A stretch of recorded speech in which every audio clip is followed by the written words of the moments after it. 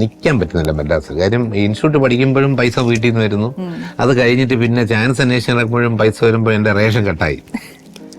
അപ്പോഴാണ് ഞാൻ വേറെ വഴിയില്ല, രാവിലെ ഇഡലി, ഉച്ചയ്ക്ക് ഇഡലി, രാത്രി ഇഡലി എന്നുള്ള സെറ്റപ്പിലേക്ക് നീങ്ങിയത്. ഇതിനകത്ത് എങ്ങനെയെങ്കിലും കാരണം ഞാൻ എൻ്റെ പോസ്റ്റ് ഒട്ടിച്ചേ പറ്റുള്ളൂ ഇവരിലൊക്കെ. എനിക്ക് ആളാണ്, ഒരു വാശി, ഒരു ഫൈറ്റ് ചെയ്താണ് ഞാൻ. അങ്ങനെ ഫൈറ്റ് ചെയ്ത് അവിടെ നിന്ന്. അപ്പോഴത്തേക്ക് ഞാൻ ആ സമയത്ത് അവിടെ കോടമ്പകത്ത് ഒരു അയ്യപ്പൻ കോലുണ്ട്, അവിടെ ഇങ്ങനെ പോകുമ്പോഴത്തേക്കും അവിടെ ഒരിടത്ത് ബാലേന്ദ്രനാണ് താമസിക്കും. അന്നൊരു നാനയുടെ മദ്രാസ് കറസ്പോണ്ടൻ്റാണ് നിൽക്കുന്നത്. അപ്പം ഞങ്ങൾ തമ്മിൽ ഇതിനു മുമ്പ് മത്സരത്തിൽ ഓൾ ഇന്ത്യ എക്സിബിഷൻ പോകുമ്പോൾ പുള്ളിക്ക് ഫസ്റ്റ് പ്രൈസ്, എനിക്ക് സെക്കൻഡ് പ്രൈസ്, അല്ലെങ്കിൽ പുള്ളിക്ക് ഫസ്റ്റ് പ്രൈസ്, എനിക്ക് തേർഡ് പ്രൈസ്. അന്നേ കണ്ട് പരിചയമുണ്ട്. അങ്ങനെ ഞാൻ അവിടെ ചെന്ന് പരിചയപ്പെട്ടു. ഇൻസ്റ്റിറ്റ്യൂട്ട് പഠിച്ച ആളാണെന്ന് പറഞ്ഞപ്പോൾ അറിയാമല്ലോ നമുക്ക്, സുധീർ കുമാർ, അതാണ് എൻ്റെ സത്യവീത് നെയിം. വീട്ടിൽ വിളിക്കുന്ന പേരാണ് രാജു.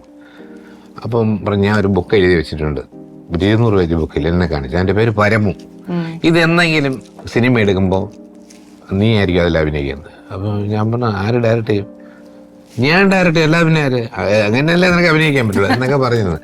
പിന്നെ അദ്ദേഹത്തിൻ്റെ ഉത്രാടത്തിൽ ചെറിയ വേഷം ചെയ്തെങ്കിലും പിന്നെ കുറേ നാൾ കഴിഞ്ഞപ്പോഴത്തേക്ക് എന്നെ മണിയമ്പിള്ള അഥവാ മണിയമ്പിള്ള, ആ പേര് സജസ്റ്റ് ചെയ്തത് വേണു നാഗവള്ളിയാണ് മരിച്ചത്. അങ്ങനെയാണ് മണിയമ്പിള്ളയിലൂടെയാണ് പിന്നെ എനിക്കൊരു എന്താ പറയുക, ഒരു കംബാക്ക് എന്നല്ല, ഒരു കമ്മിൻ തന്നെ പറയാം. അങ്ങനെയാണ് ഒരു ഇൻഡസ്ട്രിയിൽ ശ്രദ്ധിക്കപ്പെട്ട് കയറി തുടങ്ങിയ സംഭവം. ഓക്കെ.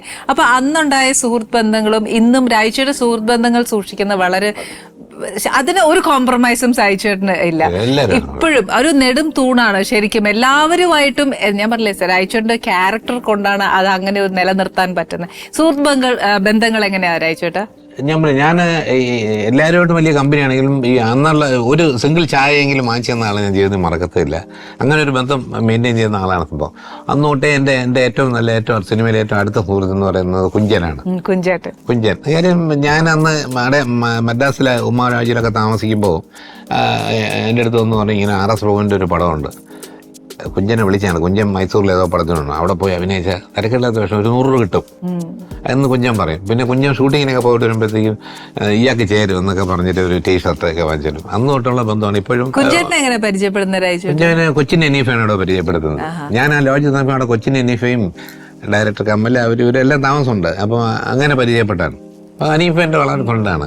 അങ്ങനെ കുഞ്ചേട്ടനുമായിട്ടുള്ള ബന്ധം സ്റ്റാർട്ട് ചെയ്യുന്നത്. അത് സ്റ്റിൽ രാജേട്ടനും കുഞ്ചേട്ടനും കൂടെ ശരിക്കും സ്കൂൾ ഫ്രണ്ട്സ്, അങ്ങനെയൊക്കെ നമ്മുടെ ഒരു നല്ലൊരു ഡീപ് ബെസ്റ്റ് ഫ്രണ്ട്സ് എന്നൊക്കെ പറയില്ലേ, അതാണ് ശരിക്കും ഇവർ തമ്മിലുള്ള വർത്താനവും. പിന്നെ ഈ പറയുന്ന ഒരു ഞാൻ സ്കൂളിൽ ബെസ്റ്റ് ആക്ടർ ആയിരുന്നു, അടുപ്പിച്ച് 3 വർഷം ബെസ്റ്റ് ആക്ടർ ക്ലബ് സെക്രട്ടറി ആയിരുന്നു. അത് കഴിഞ്ഞിട്ട് ഞാൻ പാസ്സായി പുറത്തിറങ്ങിയപ്പോഴാണ് 5-6 പിള്ളേർ വരുന്നുണ്ട്, എന്നിട്ട് ഒരു നാടകം അഭിനയിക്കണം, അത് ചേട്ടൻ തന്നെ ഡയറക്റ്റ് ചെയ്യണം, സബ്ജക്റ്റ് വേണമെന്നാണ്. അത് ഞാൻ അങ്ങനെ മാഗസീൻസൊക്കെ നോക്കിയിട്ട് അന്ന് നവയുഗം ഏതോ മാഗസീനിൽ വന്നതാണ് കമ്പ്യൂട്ടർ ബോയ് എന്നുള്ളൊരു നാടകം, വേളു കൃഷ്ണൻകുട്ടി സാർ എഴുതിയത്.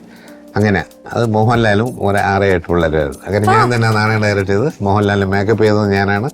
ഞാൻ ഡയറക്റ്റ്. അത് യൂത്ത് ഹോസ്റ്റലിന് നാടകത്തിന് സാധാരണ ഈ ഔട്ട് ഗോയിങ് സ്റ്റുഡൻസിന് 10th പ്രൈസ് കൊടുക്കുന്നത്. ഇത് 6ാം ക്ലാസ്സിൽ പഠിക്കുന്ന മോഹൻലാലിന്റെ ബെസ്റ്റ് ആക്ടർ ആ നാടകത്തിന് ഫസ്റ്റ് പ്രൈസ് കിട്ടി. ഞാൻ ആ സ്കൂളിൽ നിന്ന് ഓടി രക്ഷപ്പെട്ടു, സീനിയേഴ്സിന്റെ അടിയുള്ളായിരിക്കും. പക്ഷെ ആ അന്നോട്ടുള്ള സ്നേഹബന്ധം ഇപ്പോഴും ഉണ്ട്. ഇന്നും ഞാൻ മോഹൻലാലിനെ വെച്ച് 4 സിനിമ എടുത്തിട്ടുണ്ട്. അപ്പൊ രാജേട്ടാ ശരിക്കും ലാൽ സാറിന് മാത്രമേ മേക്കപ്പ് ഇട്ടിട്ടുള്ളൂ, അല്ല വേറെ ആർക്കെങ്കിലും ചെയ്താൽ? അതാ ഞാൻ ചോദിക്കാൻ വന്നേ. ശരിക്കും രാജേട്ടന്റെ കൈ അത്ര ഐശ്വര്യമുണ്ട് രാജേട്ടാ? പറയും ഒരു അങ്ങനെ രാജുവിന്റെ അല്ലെങ്കിൽ രാജേട്ടന്റെ കൈ കൊണ്ട് ഐശ്വര്യമാണ് ഇങ്ങനെ മോഹൻലാലും പറയും. ഞാൻ പറഞ്ഞത് തെറ്റാണ്. അതിനകത്ത് 8 പേര് അഭിനയിച്ചില്ല, ബാക്കി 7 പേര് ഒരു റേഡിയോ നാടകത്തിൽ പോലും അഭിനയിച്ചില്ലല്ലോ. മോഹൻലാൽ അങ്ങനെ വന്നതെന്ന് വെച്ചാൽ മോഹൻലാലിന്റെ ഒരു എന്താ പറയുക, ഒരു അവതാരം പോലെയാണ് പുള്ളിയുടെ അതൊരു ഭാഗ്യമാണ്, പുള്ളിയുടെ ഒരു കഠിന അധ്വാനമാണ്. ബാക്കി 7 പേര് സിനിമ വന്നിട്ടില്ല, ഒരു റേഡിയോ നാടകത്തിൽ പോലും ഒരു മോഹൻലാൽ മാത്രം ഇന്ന് ഈ സ്ഥിതിയിലെത്തില്ലേ.